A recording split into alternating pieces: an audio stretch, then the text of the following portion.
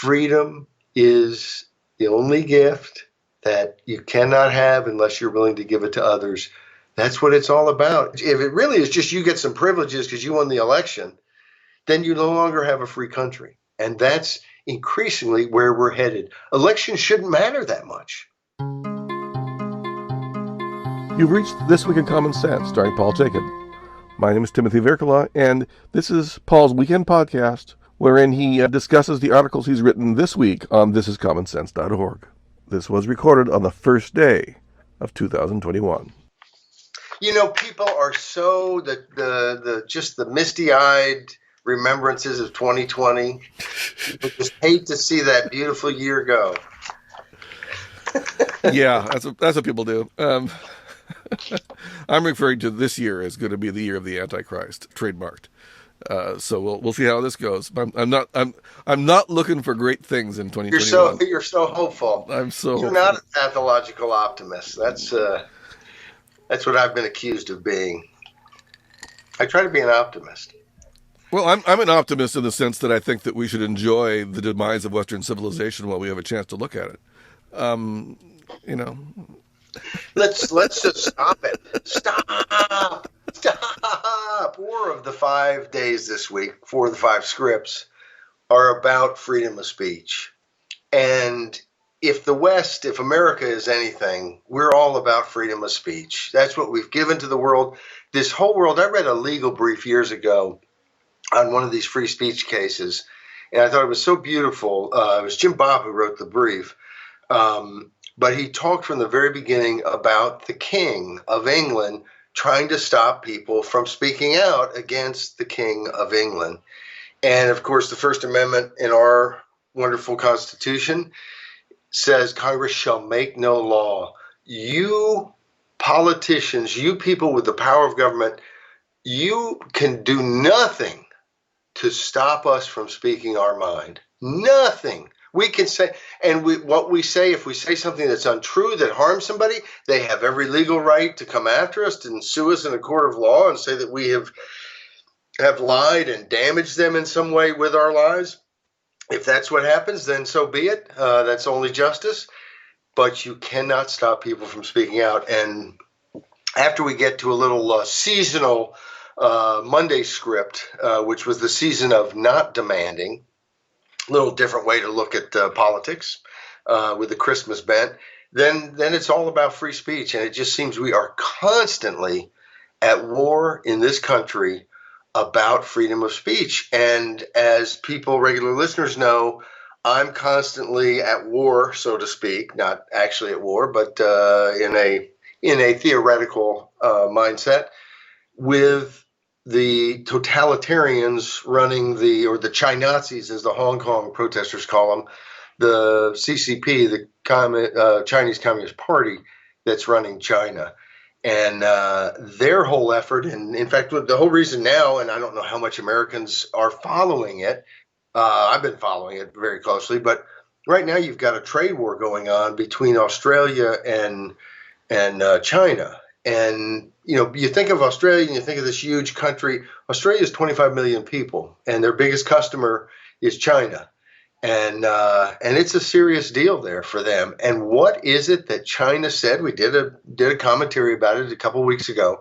What is it that China said they wanted, Australia to do differently? They want them to shut up. They want them to shut up about Taiwan. They want them to shut up about Hong Kong. They want them to shut up about taking islands in the South China Sea that belong to Malaysia or Vietnam or somebody else or the Philippines. They want them to shut up about an investigation into COVID-19 and the way that China covered things up. So often I think people think, well, that's some problem over there. But China's got so many tentacles, not just in Australia, but in the United States, in Europe. And it's this huge market that our businessmen, they're not really ours, but businessmen and women would love to go make millions and billions of dollars in China. We saw the NBA just couldn't hardly stand itself, although there were some great actors in that who stood up. There were also people like LeBron James who kind of said, hey, we're trying to make money. Who cares about human rights? And I'm paraphrasing, but go look at what he said.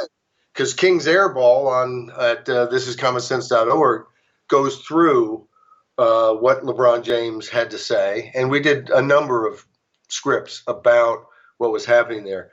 But that battle over freedom of speech that is writ large globally, with China ascending, they're number 2 economic power now. They soon look to be number 1, and they hate free speech and they hate democracy, and they're very upfront about that. They don't allow it in their country, and they don't want it anywhere else. And I don't want America to be like that. And increasingly, that is where the battle lines are drawn. But first, let's talk about the season of demanding. Let me interrupt this for a moment. Did you catch that? Did you catch that? No, you didn't, because I couldn't, because Skype elided a word. Paul is discussing his December 28th piece, The Season of Not Demanding. Now, I suppose I could have dubbed in not in his speech, but it would sound funny to have him say the season of and me saying not, and then cut back to demanding. So I spliced this whole interruption right here. Which allows us first to tell people we have more at thisiscommonsense.org than just my illuminating commentary. We also, every day of the week, 7 days, not just 5, we have a thought, something that somebody in history, could be recently, could be a long time ago, said that we think was wise, that we think was significant, that we think was important. And so we often do that. We also have a today feature, which is basically today in history or today in freedom, what happened. And so, each day you can come to the website and you can not only hear me agitate, but you can hear other people agitate and learn a little history, or just enjoy a little history that you already know. But we had before, I guess it was Christmas Eve, the thought was this: William Allen White, who said, "Liberty is the only thing you cannot have unless you are willing to give it to others." Very simple statement, but oh so true. And as we pointed out, there's other things. Love doesn't work so well if it's not in some reciprocal way, and trust and all kinds of other human interaction, emotions, and so on rely on some reciprocal element there. But freedom is so easy to see that this is something you can't reserve it for 1 or 2 people. Everybody's got to be free, or nobody's free. And it's been a running current in American history and in basically expanding rights and getting rid of things like slavery and the Chinese Exclusion Act and things like that. So and giving women the vote and a lot of good things. This year, though, I think really kind of points up maybe the flip side of that, which is that you just can't ask people to give up all their freedoms. And I think, we mentioned that sometimes it's dangerous to defend freedom, and you can think about military service, conscription. I'm a tremendous opponent of conscription in all cases. I don't think you ever need it to defend a place like the United States of America. We never have.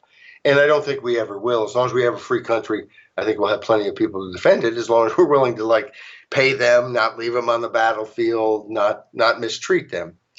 But this year, the challenges have been all about this pandemic. And we have, as a government, society, nation, whatever non-specific, non-real term we want to use for it, is demanding that people not work, and is impoverishing people. And you see the schools, which are incredibly political. I mean, the teachers union, the National Education Association, and the Americans for what is the American Federation of Teachers, yes. Those two groups have tremendous power. And so it doesn't surprise me very much that even though schools are probably the least likely to spread the COVID-19 virus, they are some of the first to close up. And so, we're in those cases, what we hear is that people are, they're this is hurting the poor more than wealthier people, and that's true, and that's likely to be true about almost any bad thing that happens. Mm-hmm. I mean, the more money you have, you're going to buy a nicer home, you're going to have a nicer car, you're going to have and you're going to be able to have a generator when the electricity goes out, which I don't have. I guess I'm not wealthy. As soon as I get that, then I will be. But anyway, we have a society in which we talk all the time about how we need to help those who are less fortunate. And then we have a pandemic, and the talk kind of remains the same, but what's being done is devastating to people who are working on the clock, who can't work from home. And if you're bussing tables someplace, if you're a waiter, there's all kinds of jobs. If you work at the grocery store, as my daughter does, you can't do that from home.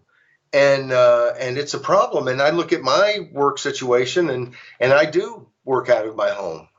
So it's been very, very easy to deal with that. And so there was a cartoon I saw where you had three boats, and one of the boat were the people working at home and executives and so on, and they were all talking about how we're all in this together.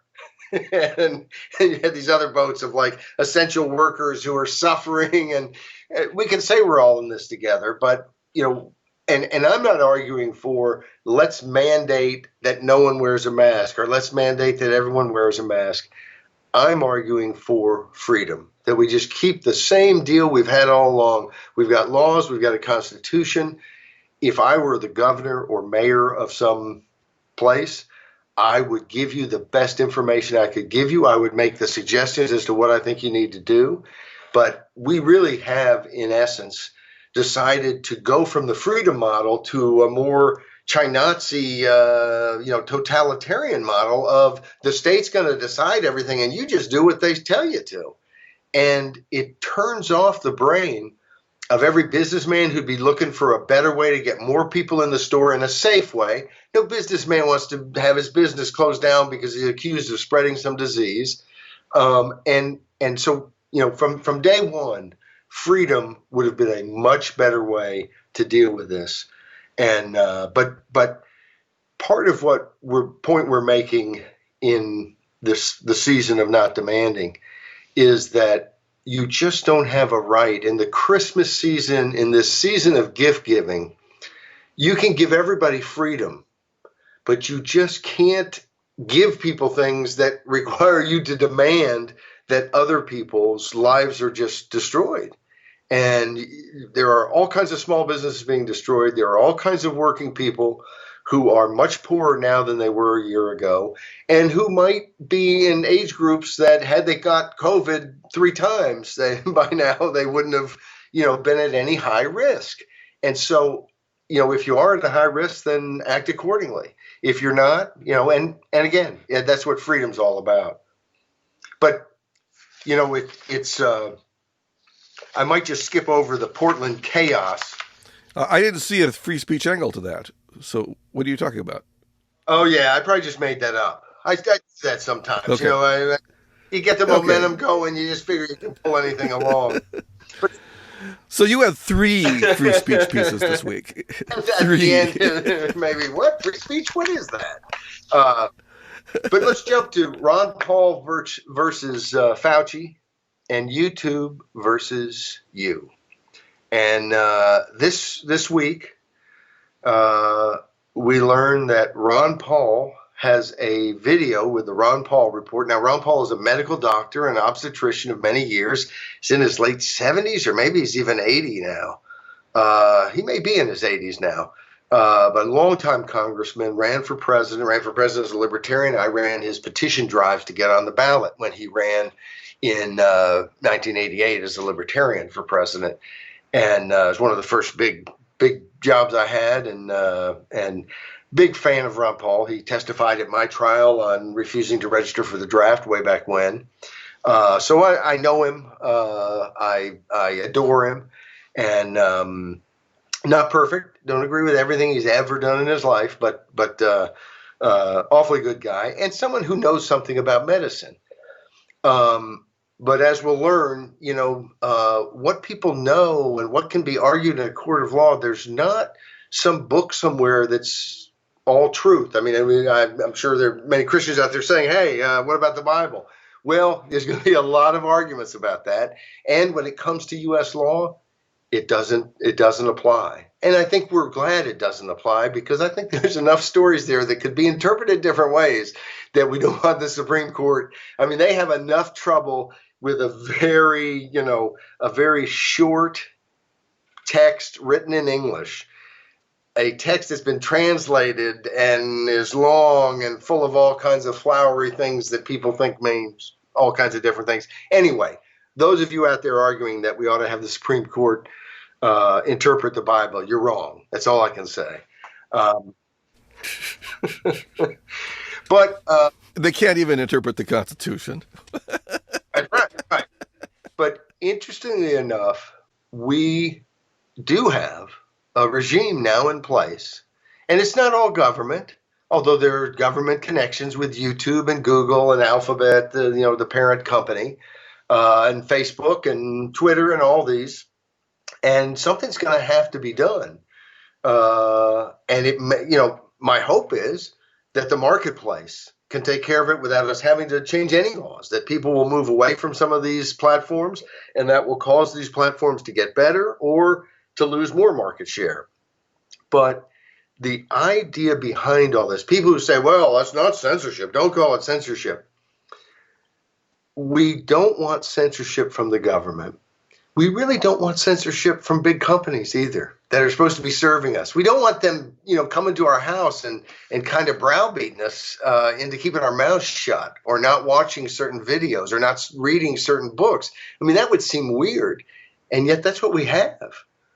If you're on Facebook, if you're on Twitter, I mean, you're on a system, a platform that basically silenced the fourth largest paper in the country 2 weeks before an election for printing a story that was true and that was about the Democrat and in an unfavorable light that they didn't want. And they can come up with whatever. I mean, we're so far, the horses have been out of the barn for so long on this that it's just really almost silly to think, well, no, it was just an accidental thing, There's no accidental things here. It's obvious that they didn't want Donald Trump to win, and they have every right not to want Donald Trump to win. But we have every right to speak and to have robust debate and to find out more facts. And it is awfully important when it comes to a presidential election. It's also awfully important when it comes to a pandemic. And this particular pandemic looks to be like the fatality rate is around 1%. But the truth is it's still 300,000 people plus in the United States who've died of this. If this is a serious thing, then the way we deal with serious things is to have robust debate and have everyone able to speak out. And instead, YouTube silences Ron Paul and says he can't speak out. And of course, isn't clear as to what he said precisely that was the problem. This and the whole rationale for this is that somehow people will just go crazy if you allow them to speak out freely and to hear what they want to hear and to share things they want to share, and even a meme that's not quite accurate. I mean, have you ever seen a meme that was 100% accurate? I don't know that there is one. But anyway, that somehow we're going to go crazy if that's the case. And all experience proves that we don't go crazy when we hear more information. When we go crazy, when society starts to break down, when conspiracy theories are rampant, is when we can't get information. When you close it off, when we know the people we want to listen to are having their videos slammed shut, when you've canceled what we wanted to hear. Maybe we're wrong, maybe we're right. That's why you have free and open debate. If we knew everything going in, well, then you could have your dictatorial China-Nazi society worldwide, where just a few experts decided everything. the world has so decided that's not the way to go. And in essence, it's the success of America because it's our original idea. And don't act like we don't have any patent or anything on it. So there's no money coming to us. But hey, that's our idea. And the world is accepting it at every level that they get a chance to accept it. At every opportunity, everywhere in the world, from Belarus to Hong Kong, that's what people want. And the rulers want them to be silenced, to be blocked. I mean, in India, what was the one province, 2 months, 3 months that the internet was just closed down? And you think about this, the wonders of social media and our ability to speak out and organize and get united against the bad guys, because the advantage we have in the world as people, as just regular folks, is that there's more of us and we're mostly good. We're all a little bad. We're mostly good. Our problem is not that the average person is a criminal psychopath. That's not our problem. If that were the problem, things would be much worse, I assure you. The problem is that we have all kinds of people in power who have shown themselves to be psychopaths and who, even if they're not psychopaths, are going to do things in their own interest if they have the control. That's the way of the world. So this Dr. Ron Paul, former congressman, father of a U.S. senator, and I only say that because it's not like, hey, if you're on the fringes, of course, that'd be just as bad. But this is not on the fringes. This is, we have platforms that only tell you certain things that we want you to know. And that's what I've been saying for weeks and weeks and weeks. And we'll continue to say like a broken record that, we are constantly being told only what they want us to know so that we will agree with their political positions. That's the way I view the media. And of course, in a sense, one of the other big problems is academia and the whole education system, which is government controlled, and which, as folks, anybody who knows anything about fake news, I'm getting ahead of myself, but the government is the biggest proponent and exponent of fake news. But we did a piece, Totalitarians Gloat, about some teachers in high school who were working on curriculum, working on what books should be read, and who decided that the Odyssey should not be read. And of course, why shouldn't you read the Odyssey? Well, it's, as I point out, all about ancient racism and sexism. And the thing that's just so funny to me is when we were kids, and this is, 50 years ago, we read books all the time that didn't quite fit the time period. And it didn't seem like it was really hard for the teacher to say, well, now, of course, in that day and time, they thought this and this and this and this. And we go, oh, yeah, okay, well, yeah, that's kind of funny. It was a learning experience. It was kind of how you learned how things were different because, well, here they are writing it down and it comes out in a totally different way than we would today. It's part of the educational process. But if you believe that if you just create your own propaganda, wall, that you can control the public, well, then that's what you're trying to do. And that is what these teachers were trying to do. And I think happens all the time. And the story, I was just surprised at how brazen they were, just how public these teachers talked about. We've nixed the Odyssey. We don't teach it anymore. And because it's just such an awful book, which it's not an awful book, by the way. I mean, it really isn't a bad book. Yes, I admit in this commentary that if I read it as a number. I read a number of books as a little kid in the Classics Illustrated. They're lying around the house as a comic. It looks interesting, and I read it. In fact, I read a number of few years ago, Tale of Two Cities is one of my favorite all-time books, and then I realized I'd never read it. So, but I'd seen the movie and I'd read the classics illustrated, and I love the character of Sidney Carton. I think is one of the all-time great characters, and so I finally read it, 3 or 4 or 5 years ago, much after my report in high school on it, which got an A. Okay, very good. It has a great opening and it has a great conclusion. I've never read it either, but I've read the ending and the beginning. Well, I have read it all now, and it's Dickens is a little bit dense sometimes. It's just more words than we need to. You don't have to describe what the seat looked like that much, and on the train or whatever.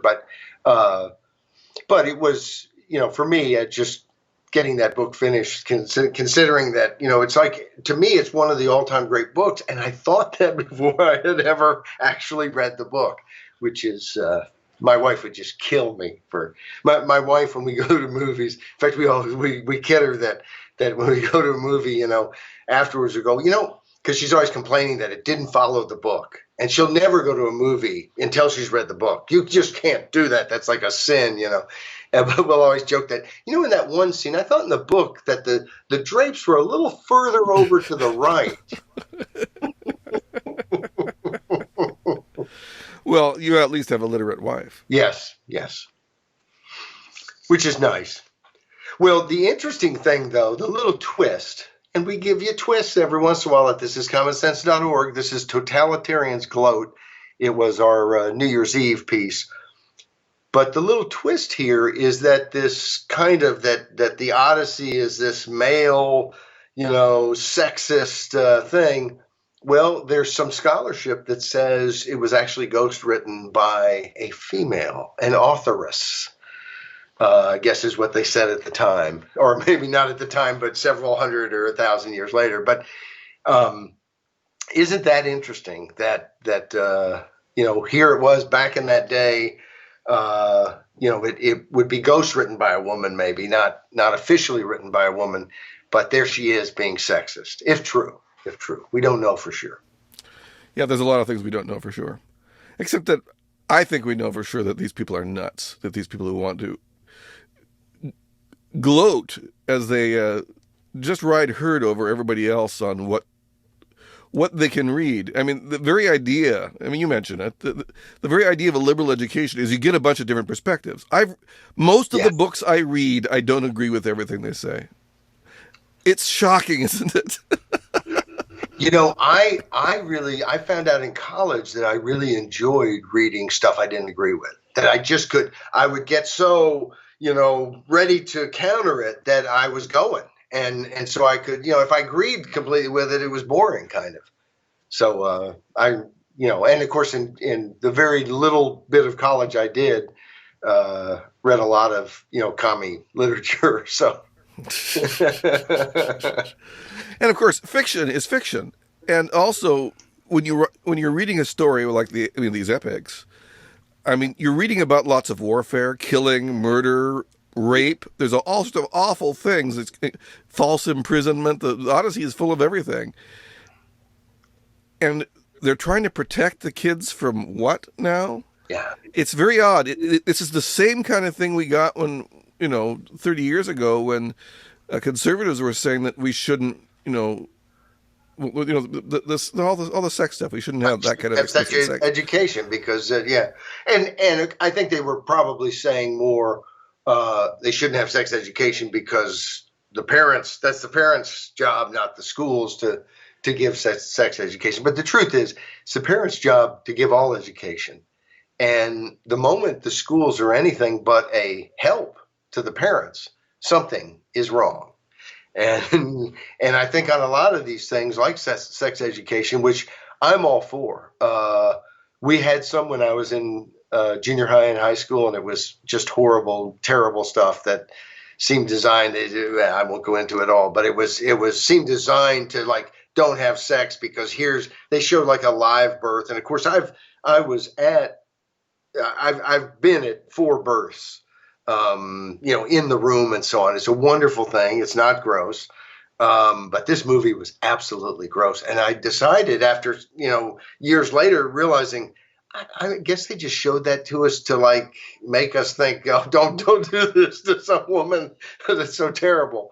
Who knows what their motivations were? In Driver's Ed, they show you all the car crashes quite gruesomely. The idea is pretty clear. When my freshman year of college, I took a human sexuality class as one of my electives, and boy, learned a few things. Now, most of it I already knew, but I learned a few things, and so I'm all for that. Somebody else might say, "Look, I think it should be done this way," and they're not going to do it at school. Shouldn't that be? I mean, shouldn't we have choice in education in all kinds of different ways? I'm not just talking about school choice, but in a zillion different ways. A marketplace.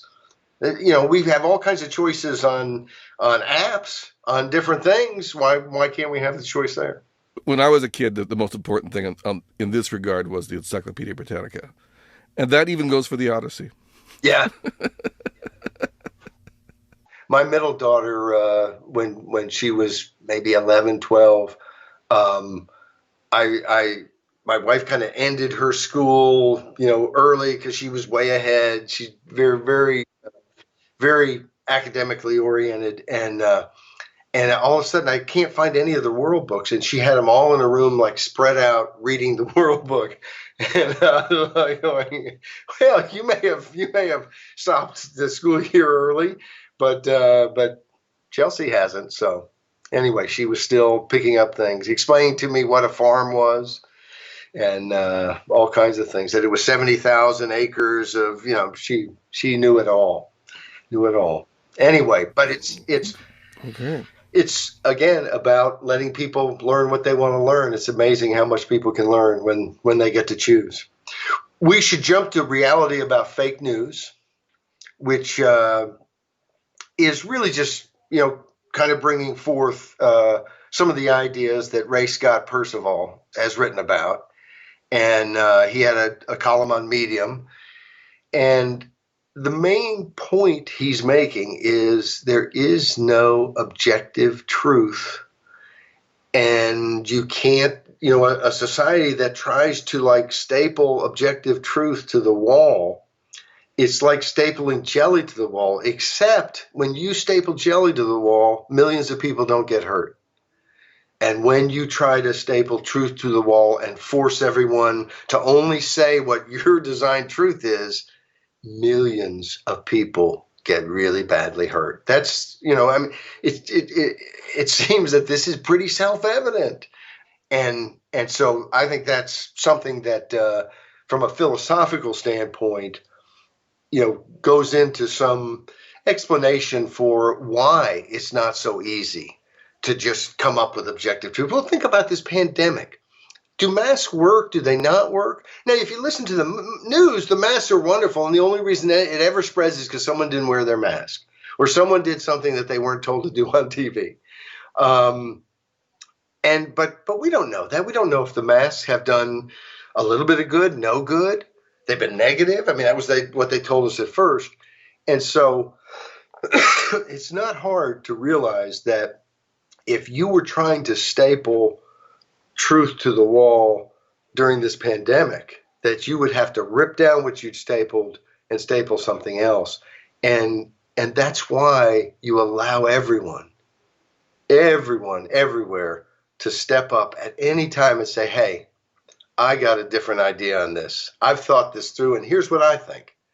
And if they're a crackpot, the truth is, it's not like we've had all kinds, we haven't all launched off there. There's people who've said that it's, the world's going to end at a certain set date, but, and then they kind of look foolish. But it wasn't like there were millions of people cramming into that. The people are not so gullible, and we need that robust debate. And we know when we don't have it. When we see people like Ron Paul having their videos canceled and blocked, we know we don't live in a free country anymore. And it's just as simple as that. Speaking of not a free country, for our finale, how about the Portland chaos? And that was Tuesday. And we're talking about Portland. And there's a little chaos in Portland, Maine, but we're talking about Portland, Oregon here. And it's kind of funny. It was a letter to the editor, and the headline to it was something about being shocked at what's happened to Portland. And of course, my first thought was, how could anyone be shocked that Portland is in deep doo-doo because Portland's acting like insane people in terms of an official response to all of this. But here's what Alan Grinnell, he writes this letter to the editor. He says, as a lifelong Portlander, I am shocked at what our city has become. So the headline kind of made it seem like he was shocked that it happened. Well, he's not shocked at what it is now. He's just shocked that they've done all the stupid things that have caused it to be what it is. But here's what he says. Who would have thought that our downtown would become a wasteland, that there would be homeless camps everywhere in the city, and that gangs of armed thugs on all sides of the political spectrum would run out our police?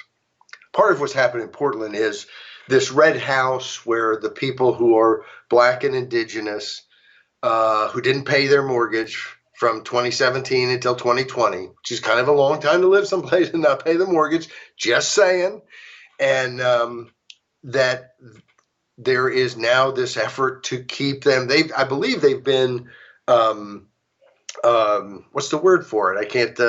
Evicted? Evicted. There you go. I wanted to say convicted. They weren't convicted, but they were evicted. And then the house was basically taken over by kind of an armed camp. And of course, some of the neighbors who've been talked to in a couple of different articles I read, are think it's too bad what's happened to them, and that the city ought to be more understanding, or although the person who actually owns the property said he was willing to sell it to them and to, let's work out a deal. And so it does seem like, as one black man on Reddit said, this is pretty ridiculous. He suggested that we ignore these loons.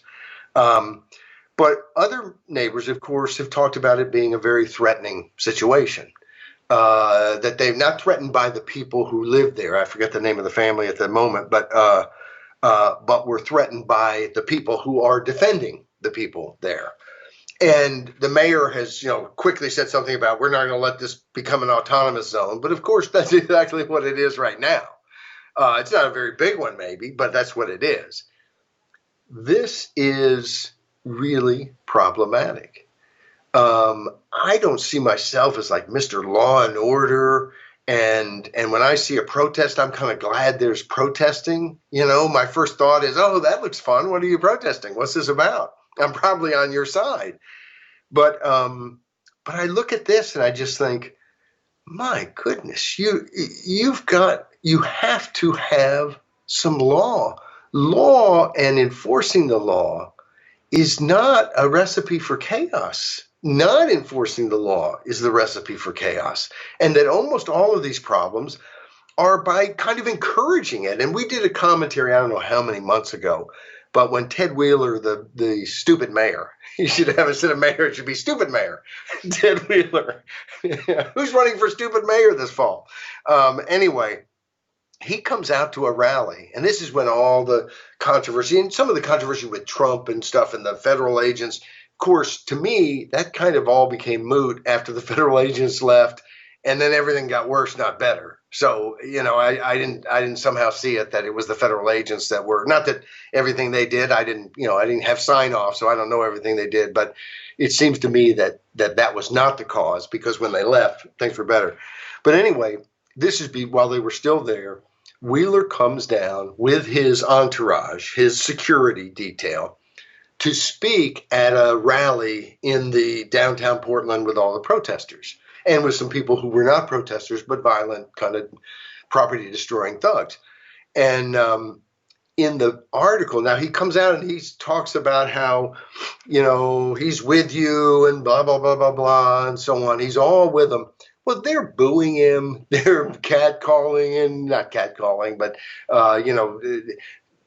saying different stuff that's not very friendly. And they're throwing stuff at him too, right? They're throwing stuff at him. But in the article, and I didn't see this on any of the video, but in the article, they also said that the security detail had fisticuffs with some of the people around the stage and so on.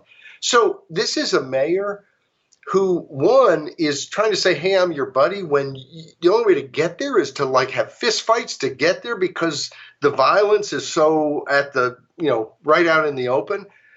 And what is he doing? He is, in essence, endorsing them even while they're aggressing against him. But what does that say to everybody else? Seems to me it says that if the mayor is saying you're okay and you can aggress against him, it's open season to do anything you want. You're the king of the town. And I don't think we want to tell armed thugs, left, right, or in between, that they are the king of any towns in America.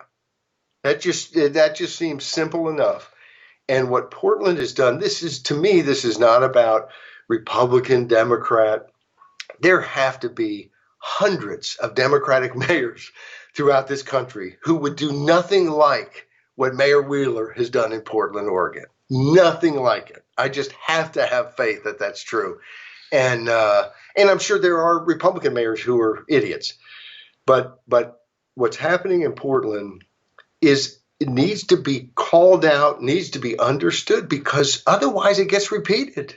Otherwise, we could be here in a few years and people talking about, well, remember when, the police did all the terrible stuff in Portland. And look, you have a right to protest police brutality around this country, which I think, has been committed against a lot of black men and women and a lot of white men and women and a lot of Hispanic men and women and other men and women. And it's all wrong, and we should condemn it. And just because George Floyd was killed in Minneapolis doesn't mean you can't protest in Portland, because you probably had some similar incidents in Portland or around that area. But it does mean that you probably ought not to burn down the town of Portland. I mean, I don't know how that hey, someone was killed somewhere else, so I want to smash out Starbucks windows here.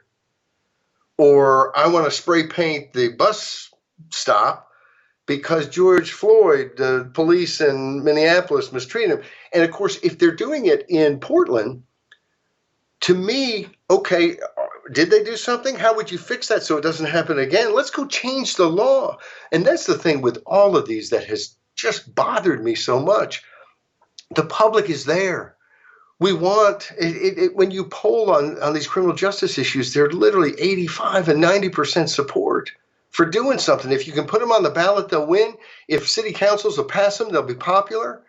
And yet it doesn't seem to happen. And instead we want to have a big fight about everything and leave everything as open wounds. And again, some people will say, hey, well, we need to have this discussion about race. Let's have it. But there's no reason we have to continue to allow the police to have laws that allow them to rough people up and get away with it. Let's fix that. We don't have to have a long multi-year conversation about anything before we fix the criminal justice problems. And of course, if we have an honest discussion about race, the country will be better off. That doesn't appear to be on anybody's agenda, but it would be nice. I don't think they want an honest conversation about race. If they wanted one, they would have one. What they want is to riot. And that's a different thing. I mean, that's just a different thing. Of course, it's in the context of the COVID lockdowns. So they probably would never have happened if people weren't feeling crazy already, right? Yes. And, I mean, there's something there to be said. But also, we have to remember the media fanned the flames of this. The media bias and how they played it. They did. And Wheeler himself, you mentioned Wheeler, and that guy it's worse than appeasement. I mean, he was basically giving a weird form of encouragement that's not his job to encourage. Yes. Well, in D.C., they put Black Lives Matter across one of the streets. And, people complain that, hey, wait a second, you're taking sides in this thing. Well, they were sued by Judicial Watch, saying that they wanted a street that said something about the Constitution is the law, or they wanted a different slogan. And of course, there's nothing wrong with having a street that says Black Lives Matter or the Constitution matters or whatever you want to say matters. But it probably should be your street. Or if it's a public street, then you have to start letting everybody who has an idea they want plastered on the street do it. And it's, these are not really complex rules. These are not hard things to, and does this movement, did it need the city to do that? What it says in DC is that the government's on one side of a political issue. And that's increasingly what it's saying to people everywhere. If you're on the right side of the majority political decision, you won the election, it's going to go your way. And you get a leg up on somebody else. And that is the end of freedom. When you think about freedom is the only gift that you cannot have unless you're willing to give it to others. That's what it's all about. If it really is just you get some privileges because you won the election, then you no longer have a free country. And that's increasingly where we're headed. Elections shouldn't matter that much because there shouldn't be that many changes that are going to happen. I think someone could say, well, we need all these changes. That's only because we've had nobody representing us in Congress for decades and decades. So sure, we got a whole backlog of reforms that need to be made that'll never be made in this system of completely unrepresentative government. But it's when people look like the bill that came out, the COVID relief bill, and we're just apoplectic, as they should be, that they threw all kinds of ridiculous crap in it, and that they didn't allow people to read it before it was voted on. It's insane. But at the base of all of that is that we don't have any control over our government. And it's telling us something really important. We don't have any real control over our government. And this year, 2021, we need to rectify that situation. And that's a wrap for the last week and first day of 2021. Last week of 2020 and the first day of 2021. We just about lost a whole year there. Oh, cancel culture would have gotten after you for that. Well, actually, if I erased accidentally 2020, there could be jubilation in the streets.